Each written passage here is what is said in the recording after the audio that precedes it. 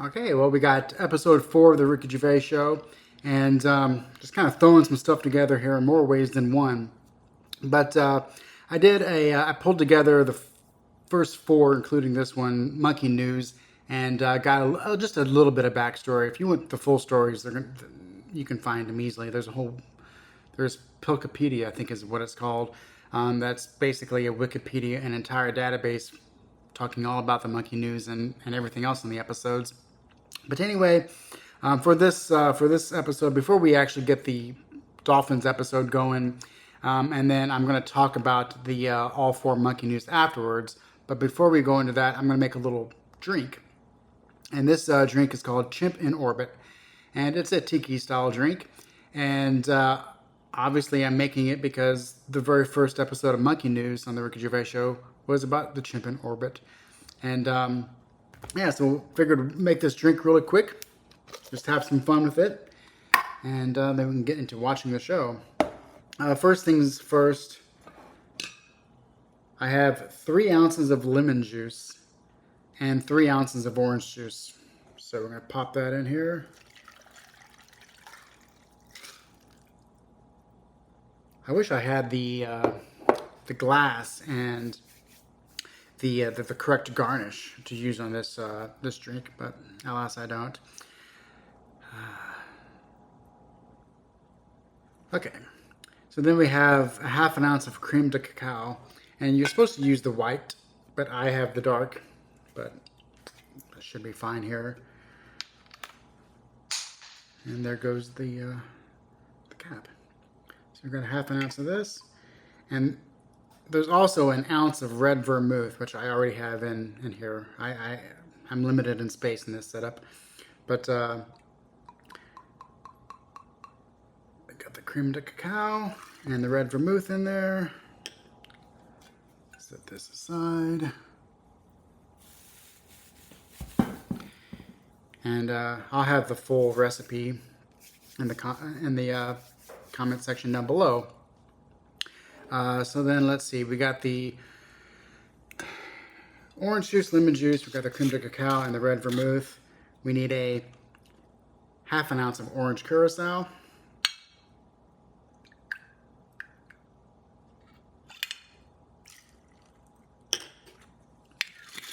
It's not a tiki drink without a lot of ingredients. A quarter of an ounce of grenadine.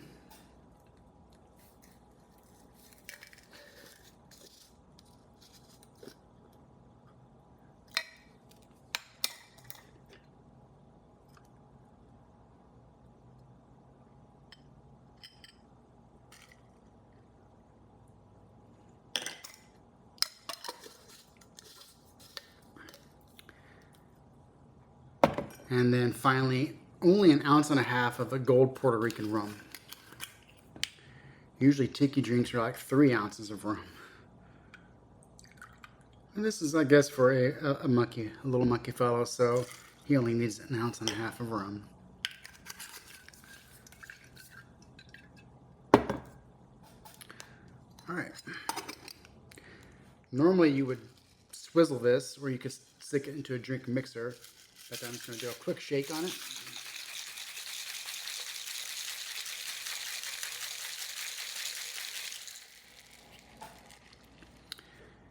And we have a nice little, I don't have a monkey mug, but this is something from the area that a monkey might be.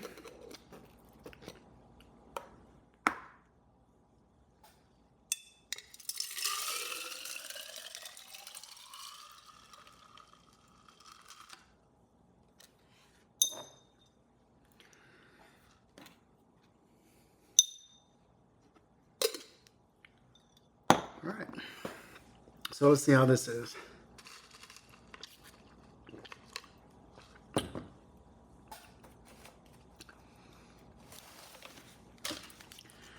Wow, that's fantastic. That's really good. That is really good.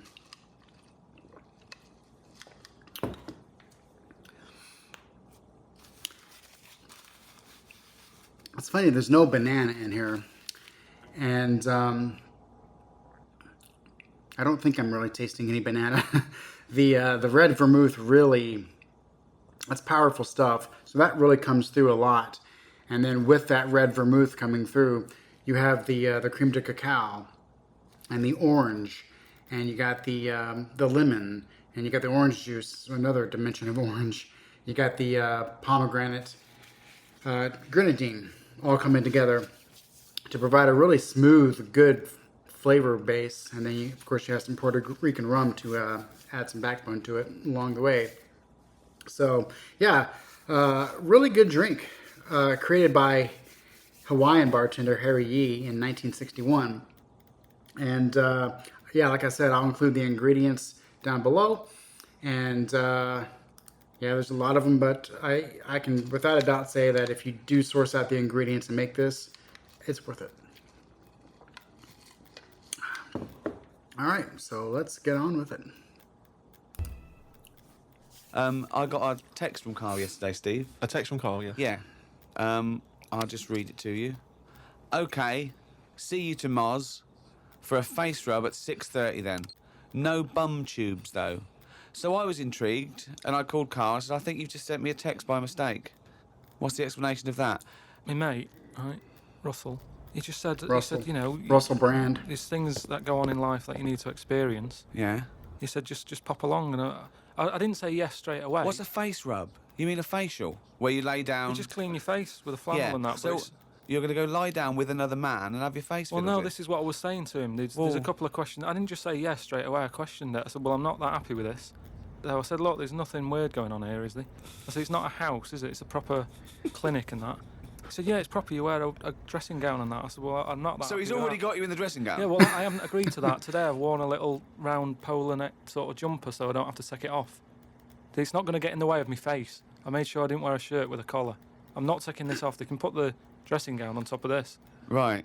I don't know if it's a woman who rubs my head. Don't know if it's a bloke or whatever. Well, the thing is, you get extra, don't you, for your face rub, because your face goes all the way back over the top of your head down to the back of your neck. So you've got a big face, haven't you? All I was saying to Got a him big is, face. I'll have the face rub, but I don't know if once you're in there, Right. they try and sell you the old the bum tube thing. What's the bum tube? The, Is that a euphemism? What are you talking about? the thing where they pop a tube in and put coffee in your belly and it cleans you out and that? I said, An "I'm not- enema? Why would you have that? I don't want it. I don't think Why you need not? to. Just because I think I've said to you before about, you know, you don't need to be that clean inside. You know what I mean? I don't mind washing your face, but at what occasion do you need where you're that cleaned out? Do you know what I mean? And it's always a clear tube and that, and you see all the stuff whizzing past. I don't understand why it's clear. I don't know why you've got to see what's coming out of you. Like it's, you know, like the generation game, making notes of what's whizzing past. Forget it. I don't blame him. I definitely do not blame Carl there. I mean, it's bad enough you have to go through the whole process of it all. I've never done it, and I don't want to get personal, but I mean, to me, there's got to be so many things that you would have to think about before you do it, and then I don't know. Is the bum tube necessary? I know, like checking for like colon cancer and stuff like that is necessary, but is there a reason to ever go get cleaned out with a bum tube? Let me know. I was watching some different TV, saw an amazing documentary. It was called Tribes. This guy, and he goes and lives with different tribes around the world, these small little indigenous people. And there was one, he went to Papua New Guinea in Indonesia, right, Carl? He lived with the Kombai tribe, all right? Now, this Papua New Guinea is an extraordinary place because it is one of the only places left on Earth that hasn't been fully explored. There are parts of it that it's just blank on the map because they've never explored there. They don't know what's there, they don't know what's going on. So, firstly, that must already freak you out. Imagine that, 21st century, they have no idea what's going on down there. But do they need to know if there's nothing going on? Well, they don't know what's going on. There could be stuff going on. No, but there's no chance that they'll go, we haven't been over there, and someone goes and there's like an Arndale centre. Nothing's going to be there, is it? So there's no... Well, no I'll tell you point. what is there, okay? There's these various small tribes. Some of these tribes are still cannibals, eating people from other tribes. Do they know they could move on? Have they got a telly? Or have they seen a telly and gone, I'm not up for that? Or are they saying... It's not the Amish. They haven't chosen But what this. is the difference between the Amish and these people? Well, the Amish are a group of people that choose to live in that way. These people are just essentially untouched by civilization. I mean, they do have interaction with civilization, and people do come there, but they still live in this very, very almost prehistoric way. They did buy a telly, but there was nothing on because there isn't any broadcasters. They couldn't plug it in. Yeah. They're having an absolute nightmare. Yeah. But there was one guy, okay, now he said that his brother was dying. This was a couple of years ago, right? His brother was dying. He said to his dying brother, "What happened? Why are you dying?" This guy said, "It was a bloke in another village." Okay, he goes over to the other village. He kills this other bloke, right? He eats him, or eats bits of him. The other village gets a bit annoyed. They go, "What's going on? Why did you kill this bloke?" He went, "Sorry about that," right? They said, "Well, you need to make it up to us." He gave him a pig. They said, "A pig's not enough." They gave him 5 pigs, so 5 pigs apparently made up for the fact that they'd killed one of them. They said, "Well, hang on, what are you going to do with this bloke's wife?" Why were they bartering? Why didn't they just get the police in and say what's going on? What police? Yeah. Why didn't they call in Kojak? Because he'd have sorted it out, wouldn't he? What I mean is, right, they're miles away from anything, but it doesn't sound like the great place to live, right? Could they not move? Could one of them go, "Do you know what, I'm sick of this. I'm moving or whatever," and go to a proper city? How far away is this? These Papa people to the next? They're like the Smurfs. They're very like the Smurfs. But how many miles away from a place with a normal life going on? But think about this, Carl. Firstly, they don't speak the language, so they don't have any practical skills. They've got no experience of civilization. So even if they chose to go and live in one of these cities, what can they do? How can they function? I think there's some bacteria that has better lives than that. That's got to be offensive. Why? Why? Okay, how about this is one of the weirdest things. This is one of the weirdest things, right? Sorry. An entire people. An entire race Just of dismiss. people. Just dismiss. I'm not having a go, but I'm just saying I wouldn't fancy it, is what I mean. But they You what I don't mean? We're living know in of ice. another world. How can they imagine that they could... Oh, I'll tell you what, this is boring. I'm tired of hunting for food and eating fish from the river. I'll tell you what, I'd like a world where there's iPods and room service. I'm going to go and move to New York. They're not thinking like that, are they, Carl? Because they don't know about this other world. People go to these places on holiday now. They like a little bit of danger. They like to see how the others live. So all I'm saying is we know they exist. Yeah. The Papa people, maybe people aren't going there. It doesn't sound like the best place. I can't imagine it having a tourist board or anything, right? But would they accept me if I popped over there and, with Suzanne in Papa? Well, okay, this is one of the things that they do, okay, which is a tradition you may have to do. These combi, right, they invert their penises. So they push their penises back up inside their bodies. Like a sock. What for? Well, Keeps it out of the way. Of what? Well, if you're running through the undergrowth chasing a hog, you don't want it flapping away, But it's also become a kind of ceremonial thing. So if you were over there, you may well have to try it yourself. You would have to try it yourself. If you went there, you'd have to try it yourself. Definitely. but even cavemen had little pants on. Why haven't they? Whoa. Rewind. What do you mean? Again, you've been watching the Flintstones. No. It's just Is it a leopard skin pair of pants that's actually quite Right. a... Go on. But it's a well-known fact that they wore like bear pants or whatever. Bear pants. Bear pants. No, listen, you are a qualified anthropologist, so what... I mean that whenever you see them on footage or in a museum. footage. Yeah. Oh, Footage. It's a bit shaky, isn't it? It's black and white as well, isn't it? Caveman footage. You always see them wearing a little bit of fur little pants and that. So what I'm saying is, even though what year is it to these people in the woods? I don't know what this conversation Don't is know. anymore. He's just clutching at straws. His mind, it's like a fly. His mind, isn't it? It's just buzzing round. It's trying to find a window. It is just It's like hitting against pieces of information, but then Yeah. just bouncing off. Yeah. Dazed, perplexed. Forget it then. Forget it. I just love the way Carl's mind. If you really think about some of the things that he's saying, I mean, he's not stupid when he asks if there's like a grocery store that may be over there. It takes him a while to grasp, okay, this is just not a town that the satellite forgot to go over, and it's just a town that people forgot about. But that does bring up some pretty interesting points of, like, at this point, with the whatever people like native villagers who have not progressed in technology, at what point will they cease to ever exist? Or could it be possible that they still go on? And I don't know. Should they go on? Is it up to anybody else to decide if they will? I mean, I doubt they would decide to move on with the way they do things. I bet. I mean, how many people say, "Well, yeah, I would like to have moved on if somehow I was in a situation like that. I feel it's better now than what I think that it would feel like to be in a tribal situation like that, especially if you're just killing one another and trading pigs for deaths and all this stuff." I don't know.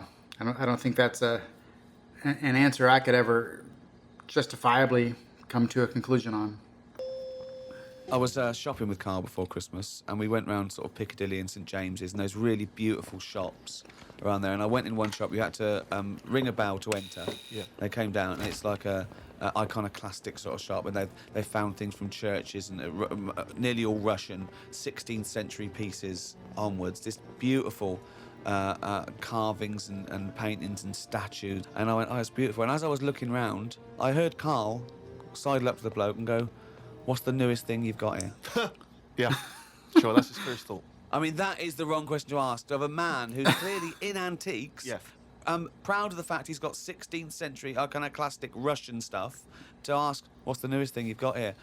I mean, what sort of question is that? Oh, I don't know, probably the doorbell. I don't know, what does he want with my shirt? What were you looking thinking? for? I think it's an all right question, because he was saying there's loads of old stuff in there, and he kept going on about the old stuff. So what was to say? Well, what's the newest thing you've got? And what was Do you know the what he newest said thing? to it? The other question he asked him? He said, "How often do you get new stuff in?" And I said to him, "Why did you ask that?" He said, "Well, I was thinking, if you got antiques and you sell it all, what's left?" Like someone's going to sell all the antiques in the world because they're not making any new stuff. What does that mean? They're not making any new stuff. But I know for a fact no one's ever going to go in there and buy the lot anyway. I mean, I've never seen anything like it. I'm not at any point in my life, and I don't think it'll ever happen, will I go, "I need some old Russian wood." Because It was brilliant. No, it was, Steve. no. It was beautiful. It's amazing stuff. There's stuff. There's these things from the 16th century of sort of like saints and monks, and they're carved and There's they're. loads of it. It's There's just all loads of piled it. up. Carl's No not one's buying it. interested. If I was him, I'd go, "Do you know what? I'm into this, but no one else is. Close shop." Because seriously, it's just piles up on piles of like old bits of wood with pictures on it and that. But There was think one of a man. fella. Just think of a man 400 years ago that carved this. No, but nobody wants it, do they? I've never heard anyone say, "Oh look, it's my birthday coming up. I'll tell you what I'd love. What? Bit of old Russian wood." It doesn't happen. That's what I'm saying. I've never heard anyone saying it. I've never overheard someone saying, "You don't know where the Russian shop is, do you?" And this is in London where the rates are high. There was this thing, right, Steve? Them old drawings on like. It was like a panel from a church that someone had Okay, painted, right, yeah. and I think it was like from sort of like 1590 or something. Yeah. And it was this a picture of this this saint, wasn't it? It says 1590. It could be from any time, really. So there's this one there, right, leaning up against the wall, and most of them in there was that Stalin bloke, right? Right, can I just stop with there? Lenin. Right, all right then. That So Stalin he was bloke. on all these bits of wood and stuff. But I saw this other little face, right, little fella with a beard, right? So I said, "Who's this bloke here?" He said, "Oh, the story there, right?" He said, "It's this little fella, and he got mugged back in Russia." This is right, isn't it? This is what he was saying. He said he got mugged. that term. I love that term in a 16th century Russian wood. Oh no, I'm being mugged. So he got mugged. He got happy slapped. And he said, "I've had enough of this," right? Yeah. And he went to live in the woods, right? Made like a little shed, stayed there. People went to visit him, and like if you got a problem, you knock on his door and you go, "Oh, I'm sick of it," and he'll sort of say, "Yeah, I know what you mean. I've moved out of the city and what have you," and he'd make them feel better, and then they go again. Now, why has that man got a plaque? If he was around now, there's no way he'd have a bit of wood with his face on it, is what I'm saying. If someone had got fed up with living in London or New York or whatever, and they go, "I'm going to go and live in the woods," people wouldn't visit him, and he wouldn't get a piece of wood with his face on, is what I'm saying. But this man is selling it for about, I think it was about 750 quid for this bloke's head. But the chances are that this is either a well-known Russian folktale, or it may even be a piece of classic Russian He's a literature. saint. He was a saint. He was well, in which canonised. case it's- But yeah. everybody was a saint years ago. That seems to be like thrown about, doesn't it? Who's a saint now? Naming one now. Yet this fella lived in the woods in a hut. Oh yeah, that's Saint John or whatever. He's not a saint. He's done nothing. If anything, he's sort of said, I can't be bothered with living in a city with everyone else. Everyone else has got to put up with it, but I can't put up with it. I'm going to live in the woods. Well, if you can't put up with it, you're not good enough, are you? You've got no stamina. And yet he gets a plaque, is what I'm saying. It's annoying. Who would Well, you it's like to art. see, who would you like to see get a plaque in the modern world? Who deserves a plaque, in your opinion? Probably like nurses and that who do a lot of bad things that I think I couldn't do that. Carrying lungs about and all that. Carrying lungs I about. couldn't do you know what I mean? That's one job that... my mum wanted me to be a doctor. Whoa! What was she Wow. thinking? Oh, what's her This expectations particular like apple now? didn't fall far from the tree. Oh, when did she start giving up that dream? At what age did she start going, Carl, you don't need to study your books anymore. Go and play with the worms in the garden. When did she sort of like let you off that Is dream? it the day that she caught you with a spoon up your nose?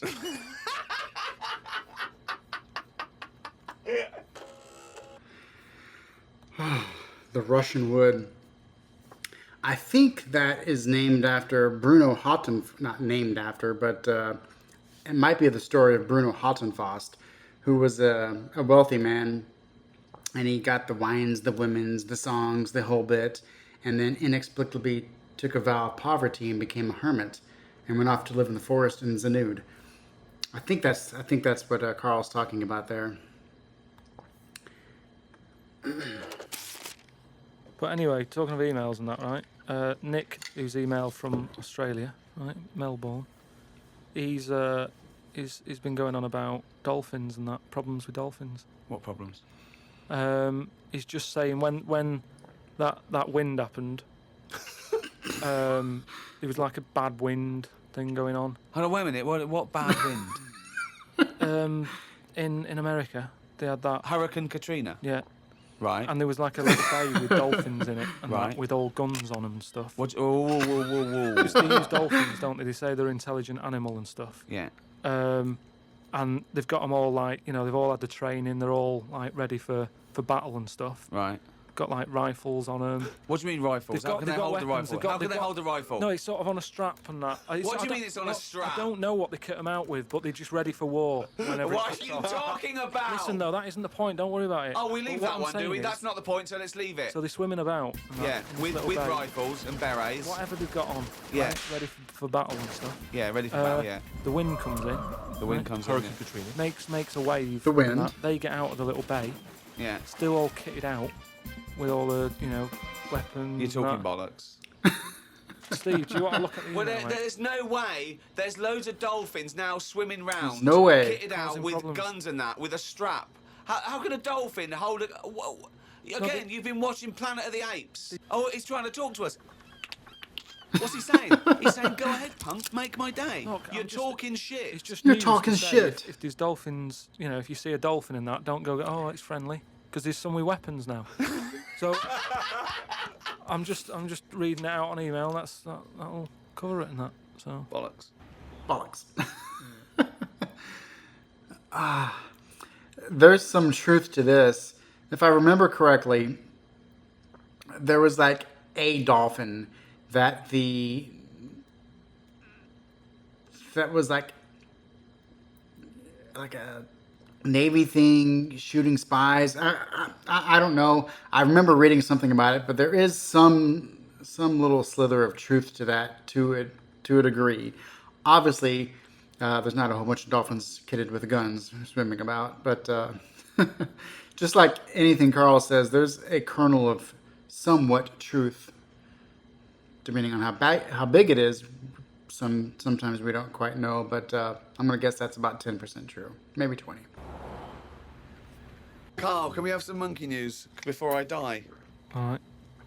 Oh, chimpanzee that monkey news, yeah.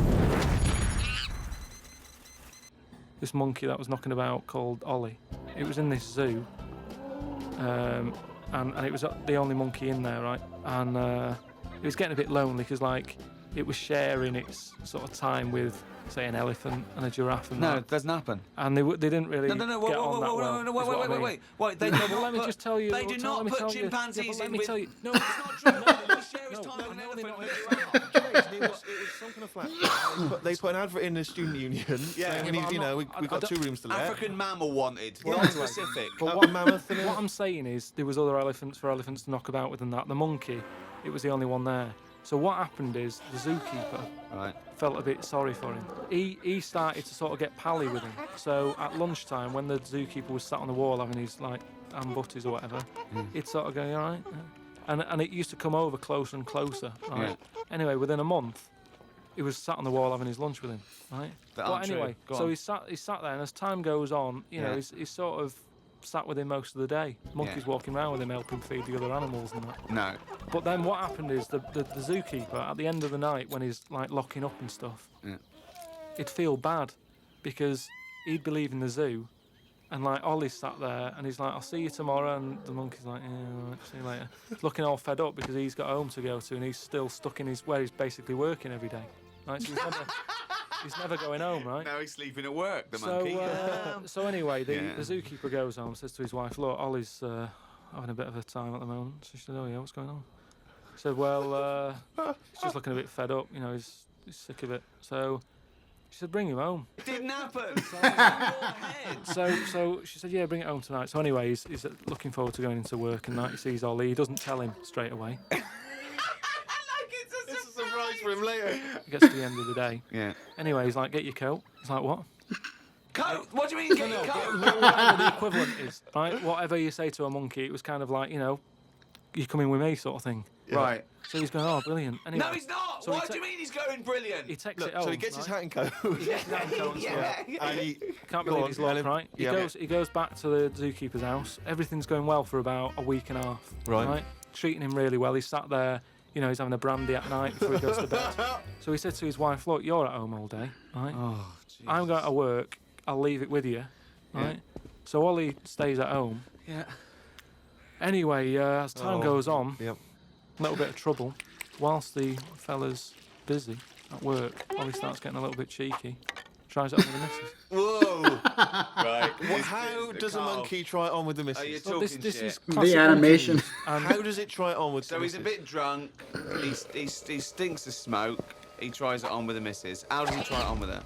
I don't know all the detail on You don't know on any that- of the You details. don't know any of the detail on details. that bit, You but don't all I know any of the No, I don't know details. the details on that bit. You but don't I know any of the So details. what happened? So while the zookeeper's away, the monkey did play. Did the zookeeper's wife reciprocate these affections? She probably went along with that at first. You know, she's cooking at home, getting the tea ready. That's walking past, pinching her ass or whatever. And it's, do you know what I mean? It starts off just like it does, you know, with humans. Starts off as a bit of fun. Before you know it, you know, split up in the end. Anyway, the zookeeper and the what's it? I think the monkey stayed with the woman. So, it's all there. It's Honestly, all on email, mate. your imagination. Well, you look should it up. write stories. You Get should people- write. You Get know. people to look it up. It's just put in monkey, chimp, Ollie, and it's all there. So all you gotta do is type in monkey, chimp, Ollie. That's what I did, and it's all there. Well, that was a really fun episode. That Ollie, I remember that because I've seen videos of Ollie before. But when it comes to the monkey news, I mean, I got the drink recipe right here. But when it comes to the monkey news, the very first one, Space Monkey, that was based off of a real monkey named Ham. And poor Ham died at the age of 25, and he had some heart and liver disease going on. So I don't think he, you know, was depressed or went on a bender or anything like that. He just seemed like he just was a regular monkey, a little regular chimp. But yeah. So if you want to know more about that, just look up the monkey Ham. Out of all the monkey news, I would say this is probably the most famous one because it's very general knowledge about sending animals up in space and everything like that. Then episode 2, Knob at Night. That one was about the owner who who asked women to show her breast for the monkey because that's what the monkey wanted. Well, once again, that's true. It actually involved a lady who was working at the zoo or wherever it was, and she actually did show her breast at the urgence of the owner. It was Coco, Koko, Coco the Kinky Gorilla was the name of this one.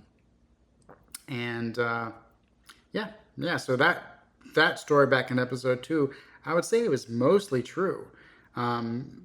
Probably retold in a more funnier way, but episode 3, Charity. That one was the one where the Moscow TV station was firing people right and left, and then they didn't have anyone to host an episode. Well, I mean, that's not totally true. Basically, what happened is there was a recurring segment, and a popular Russian biologist would go on there and introduce animals. Well, this one particular episode, he was introducing a chimpanzee, and then right towards the end of the episode, apparently the biologist got really sick, and so to fill the time, which is only about 30 seconds, they just filmed the monkey. And I think they overlapped some voice over the monkey later on to make it seem like it was finishing off this segment. So they really did. I mean, obviously, they did not find a monkey to host an entire episode. But there really was a monkey who had his 30 seconds in the Moscow late night talk show limelight. So, yeah. So that one's a little bit true. And then here we have this Dolphins episode where he talks about Oliver. And I remember one of the main things with Oliver was that he chose to walk on 2 legs a lot. And his skull was a bit different. And just the way he interacted and did things seemed to be more human. He even enjoyed his daily brandy, and he did like to get fresh with the women and everything, of course, too. But yeah, probably one of the more other famous monkeys around, and I say monkey like Carl. I mean, it was a chimpanzee. They actually called him the humanzee. But yeah, very interesting video of this. They found out that he was just a chimpanzee after all. There was no lost animal or newly discovered anything. But I guess it was just a chimpanzee who really wanted to, probably from an early age, really wanted to take after its human counterparts. But yeah, in this instance, all these monkey news have been more believable than that dolphin one, and there was even a bit of a slither of truth to that. But I still get a kick out of how he says big wind. It's like, that's his description. I don't know if that's... I do not know if in England, if anyone calls hurricanes big winds, that has to be some type of Carl euphemism, because that don't even seem like something that would be said to be able to just talk about hurricanes in general. That's just very strange. But yeah, I had fun with this one, and we'll be covering some more monkey news. I'll probably watch some more episodes. Monkey news does not last through the entire first season. I forget how many episodes it's in, maybe 8 or 9, but I will probably just watch the rest of them. And then at the end of the very last one, which is the one, there's like the retirement home. Once that one is done, then I'll just recap the rest of the monkey news up through that point. And of course, when it comes to monkey news, there's even more material through their actual FM show and podcast. So there's more than just obviously what's just in this cartoon series.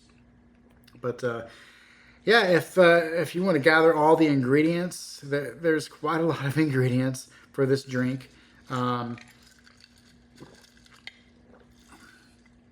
It's it has a taste of its own. I would be hard pressed to recommend a similar drink to make instead. That you can maybe eliminate an ingredient or two out of this. especially since there is just not every day for everyone ingredients in this particular drink. But I would say ultimately, if you do decide to make this, I don't skimp on any of the ingredients because they're all in here. There's a unique taste that I can foresee. If you just take out any of those ingredients, it would be altered enough to where it would probably come off being a little flat. But it's really good in this instance. But yeah, we'll catch you later on episode 5, which I'll be getting to shortly.